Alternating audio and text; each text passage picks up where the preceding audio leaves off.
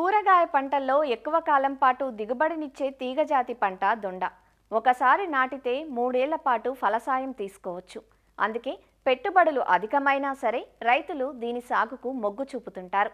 ఇందుకోసం శాశ్వత పందిర్లను ఏర్పాటు చేసుకొని వాటిపైకి ప్రాకిస్తూ ఉంటారు. సమర్థ యాజమాన్యంతో దొండ నుంచి అత్యధికంగా ఎకరాకు 60 నుంచి 70 టన్నుల దిగుబడులు సాధిస్తున్నారు మన రైతులు. సుదీర్ఘ పంటకాలం కలిగిన ఈ పంటలో కీలకమైనది విత్తనం. ముదురు కనుపు ముక్కలను నాటడం ద్వారా దొండను ప్రవర్ధనం చేస్తారు. తెగులు లేని ఆరోగ్యవంతమైన విత్తనాన్ని నాటుకోవడం ఈ పంట సాగులో ముఖ్యం. దొండలో లావు దొండ, పెన్సిల్ దొండ అనే 2 రకాలున్నాయి. లావు దొండ దిగుబడి పరంగా బాగున్నా మార్కెట్ డిమాండ్ దృష్ట్యా పెన్సిల్ దొండ సాగుకు రైతులు సుముఖత చూపిస్తున్నారు. దొండ సాగుకు సమాయత్తమయ్యే రైతులు ప్రస్తుతం నారు పెంపకంలో నిమగ్నమై ఉన్నారు.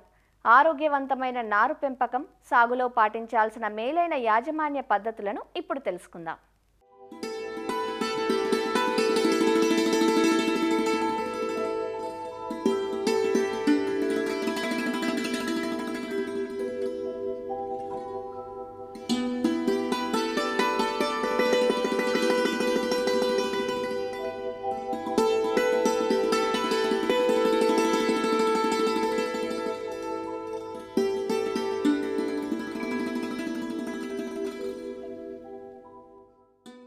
దొండ ఒక బహువార్షిక తీగజాతి మొక్క.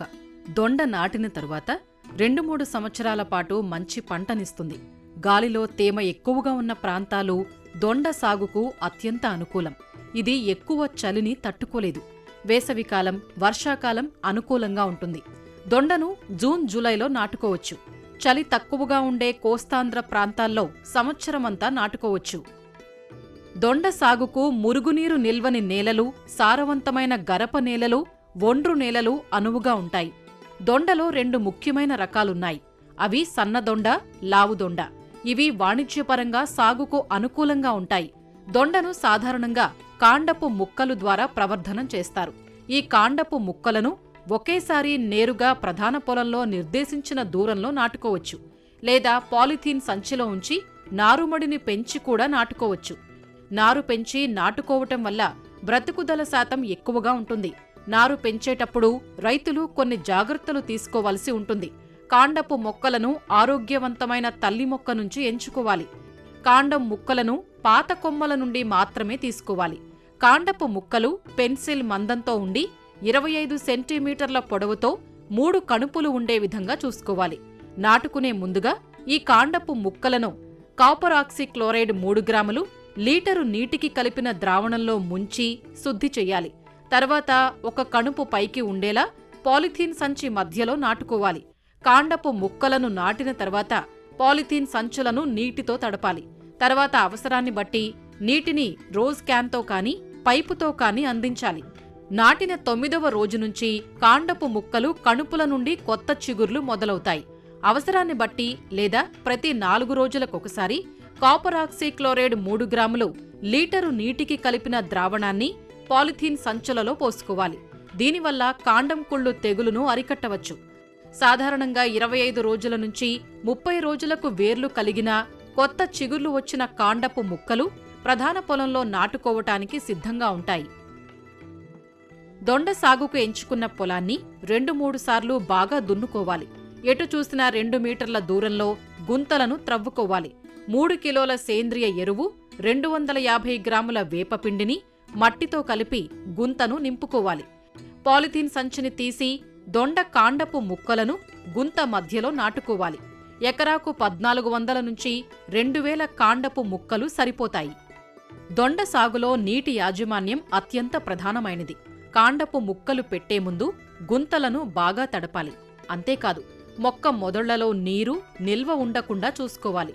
అవసరాన్ని బట్టి 7-10 రోజులకొకసారి నీటి తడిని అందించాలి. వర్షాలు అడపాదడపా కురుస్తుంటే నీరు పెట్టవలసిన అవసరం లేదు. పూత సమయంలో, పిందె కట్టే సమయంలో, కాయ పెరుగుతున్న సమయంలో నీటి ఎద్దడి లేకుండా చూసుకోవాలి. లేకపోతే దిగుబడులు తగ్గే ఆస్కారం ఉంది. మొక్క మొదళ్లలో వరి ఊక లేదా గడ్డి, ఎండిన కలుపు మొక్కలను ఆచ్ఛాదనగా ఉంచటం ద్వారా వేసవి కాలంలో నీరు ఆవిరయ్యే శాతాన్ని తగ్గించుకోవచ్చు. బిందు సేద్యం ద్వారా నీటిని ఆదా చేసుకోవచ్చు. దొండ సాగులో మరొక ప్రధానమైన అంశం ఎరువుల యాజమాన్యం. దొండ నాటుకునే ముందే ఎకరాకు 8 నుంచి 10 టన్నుల పశువుల ఎరువు వేసి కలియదున్నాలి. ఎకరాకు 32 నుంచి 40 కిలోల భాస్వరం, 16 నుంచి 20 కిలోల పొటాష్ ఇచ్చే ఎరువులను గుంతలో వేసి కప్పివేయాలి. ఎకరాకు 32 నుంచి 40 కిలోల నత్రజనిని 2 సమభాగాలుగా చేసి విత్తిన 25 నుంచి 30 రోజులకు ఒకసారి, పూత పిందే దశలో మరొకసారి అందించాలి. ఎరువులను మొక్క దగ్గర్లో చిన్న గుంత తీసి అందులో వేసి మట్టితో కప్పాలి. తర్వాత నీటిని అందించాలి. ఎరువులు వేసిన ప్రతిసారి మొక్క చుట్టూ మట్టిని ఎగదొయ్యాలి. దీనివల్ల మొక్క బాగా పెరుగుతుంది. కలుపు మొక్కలను ఎప్పటికప్పుడు తీసి నేలను గుల్లబారేటట్లు చేసి మట్టిని ఎగదొయ్యాలి. ఎకరాకు పెండి మిథాలిన్ 1.2 లీటర్లు 200 లీటర్ల నీటికి కలిపి కాండపు ముక్కలు నాటిన 24 నుంచి 48 గంటలలోపు పిచికారీ చేస్తే నాటిన తొలి నాళ్లలో కలుపు పుట్టదు. భూమట్టం నుంచి 5 అడుగుల ఎత్తుగా పందిరి వేసుకోవాలి. ఈ పందిర్లను కర్రలతో కానీ రాతి స్తంభాలను పాతుకొని కానీ వేసుకోవచ్చు. నాటిన 3-4 నెలల్లో దొండతీగ పందిరంతా అల్లుకుని కాపునిస్తుంది. కాయ కోత తర్వాత బలహీనంగా ఉండే తీగలను, ఆకులను, పసుపు రంగుకు మారే తీగలను కత్తిరించాలి. పెన్సిల్ మందమున్న తీగలన్నింటినీ 2 కణుపులు ఉంచి మిగతాదంతా వెనక్కు కత్తిరించాలి. పాదు చుట్టూ ఉన్న మట్టిని త్రవ్వి కనీసం 1 వారం వరకు ఎండబారిన పడేటట్లు చెయ్యాలి. తరువాత సిఫారసు చేసిన ఎరువులను వేసి మొదళ్లకు మట్టిని ఎగదోసి నీటిని అందించాలి. వరుసల మధ్య ఉన్న ఖాళీ స్థలంలో బొబ్బర్లు, తోటకూర లాంటివి వేసుకుని అదనపు ఆదాయాన్ని పొందే వీలుంది. దొండ సాగులో ప్రధాన సమస్య పాము పొడ పురుగులు. లీఫ్ మైనర్ అంటారు ఈ పురుగులను. వీటి గొంగళి పురుగులు చాలా సన్నగా ఉండి ఆకు పొరల్లో చొచ్చుకుపోయి పత్రహరితాన్ని తింటూ తెల్లని చారలను ఏర్పరుచుకుంటాయి. పాము పొడ పురుగుల నివారణకు పెరుగుదల దశ నుంచి పూత వచ్చే వరకు 5% వేపగింజల కషాయాన్ని 15 రోజుల వ్యవధిలో పిచికారీ చెయ్యాలి. పురుగులను గమనించిన వెంటనే లీటరు నీటికి 2 మిల్లీలీటర్ల ప్రొఫెనోఫాస్ పిచికారీ చేస్తే నష్టాన్ని అరికట్టవచ్చు. దొండలో మరొక ప్రధాన సమస్య రసం పీల్చు పురుగులు. ముఖ్యంగా తామర పురుగులు, పేనుబంక, తెల్లదోమ ఆకుల అడుగు భాగాన చేరి రసాన్ని పీల్చటం వల్ల ఆకులు పెళుసుగా మారి గిడసబారిపోతాయి. వీటి నివారణకు వేప నూనె 5 మిల్లీలీటర్లు లీటరు నీటికి కలిపి ప్రారంభ దశలో పిచికారీ చేయాలి. పసుపు మరియు నీలం రంగు జిగురు అట్టలను ఎకరాకు 20 చొప్పున ఏర్పాటు చేసుకుంటే రసం పీల్చు పురుగులు వీటికి అంటుకొని చనిపోతాయి. చివరి అస్త్రంగా మాత్రమే రసాయనాలను పిచికారీ చెయ్యాలి. డైమిథోయేట్ 2 మిల్లీలీటర్లు లేదా ఫిప్రోనిల్ 2 మిల్లీలీటర్లు లేదా ఇమిడాక్లోప్రిడ్ 0.3 మిల్లీలీటర్లు లీటరు నీటికి కలిపి పిచికారీ చెయ్యాలి.